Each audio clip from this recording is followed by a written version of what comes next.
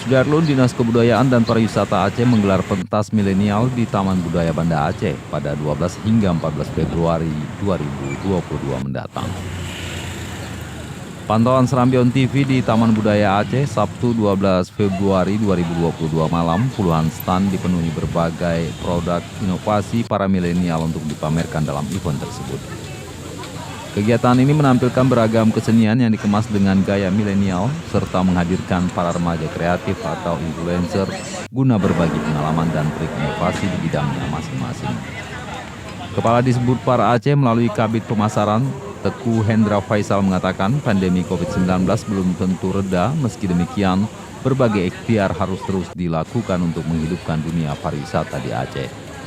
Salah satu jalan yang bisa ditempuh adalah dengan menerapkan protokol kesehatan sekaligus memanfaatkan teknologi digital sebagaimana tuntutan zaman di era ini. Dalam hal ini, virtual tourism menjadi salah satu solusi membangkitkan pariwisata di era pandemi. Ia melanjutkan dengan tetap mempedomani CHSE atau Cleanliness, Health, Safety, Sustainability atau standar broadcast dalam dunia pariwisata, aktivitas berlibur, dan mendatangkan wisatawan luar ke Aceh dapat terus berjalan ke depan. Hendra berujar melalui kegiatan ini selain meningkatkan wisatawan ke Aceh, milenial di Provinsi paling barat Indonesia ini juga diharapkan bisa terliterasi dengan baik melalui kebudayaan yang akan dipertunjukkan di dalamnya. Menurutnya, budaya menjadi media terbaik bagi generasi penerus bangsa untuk belajar cara mengantisipasi, menghormati, dan juga menyelesaikan suatu permasalahan.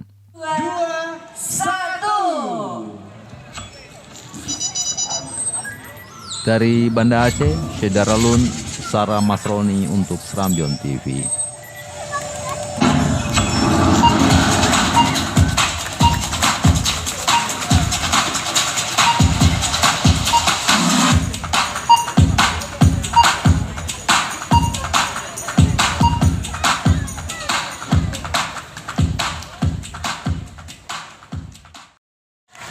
Pentas Aceh Milenial 2022 resmi dibuka pada malam hari ini. Hendra